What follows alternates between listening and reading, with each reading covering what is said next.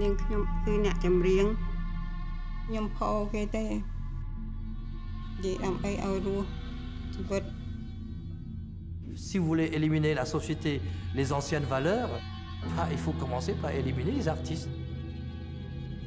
Parce que les artistes sont influents. Les artistes sont proches du peuple.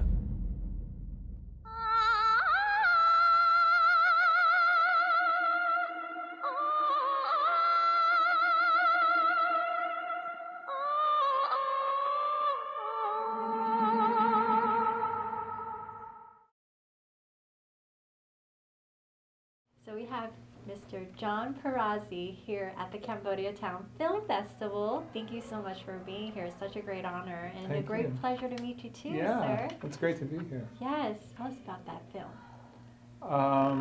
Well, it's a film that took quite a while to make, and it tells the history of modern Cambodia through its popular music.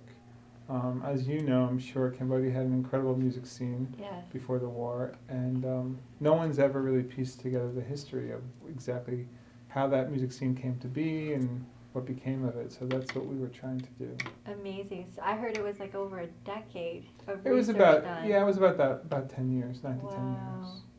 So I did look back, and your first trip to Cambodia dates back in January 2001, when you were the second unit producer for City of Ghosts with Matt Dillon. Second unit cinematographer. Okay. Yeah, cameraman. So that was your first experience in Cambodia. You know, up until then, I had never really thought about going to Cambodia. It's just not something I knew much about, to be honest. And I got a phone call one day to go and to work on this movie that Matt Dillon was directing. And it sounded really interesting, and I looked into a little bit about Cambodia, and I was really excited to go. So yeah, that was the first time. During that journey, when you were there for the first time, was there like a turning point that you felt more intrigued with Cambodia then? No, it was the moment I got there. I mean, I just, you know, some places just sort of resonate with you, and when you go Right. there, you just feel like you belong there, or that you're interested in what's happening there, and it's hard to really explain. That Cambodia is one of I those totally places get for me, and I think for a lot of people. It was quite a trip, and I think one of the things, I'm really interested in history, and I'm interested in, you know, how things happen, and what happened in Cambodia was so dramatic, and I was just curious as to how that came to be, and so I started reading and started learning, and then when I heard the music, I was like, wow, this is all quite an incredible story. Right. Who is your favorite Cambodian musician? You know, I vacillate because there's so many different ones and for different moods, but I would say if I had to pick one, it would be Yul Orong. He was from later period, the 70s, and he was sort of a rebel, and he was very punk rock. Mm-hmm. And Is that more your style? Yeah, Rock? yeah, for sure. I love it. But I can appreciate, since there's so much ballads, and Yes. these ballads, and you know, and Hoimia, and you know, Mauseret, and even Misamon's comic songs. I can appreciate all of it to a Right. point.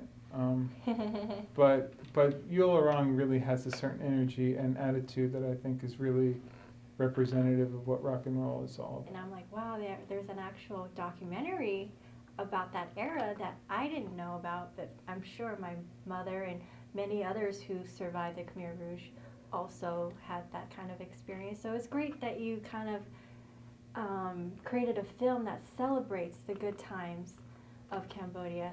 How was that experience for you in putting together such a project?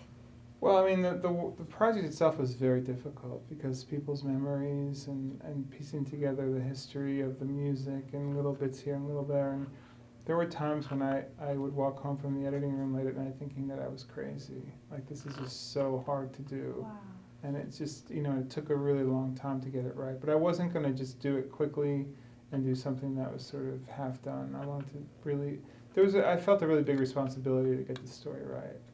So what's nice now is just to see how people are reacting to it, and to see that it means so much to so many people. And even people who aren't Cambodian and don't know the music are reacting to it in a really positive way, which is a whole different thing.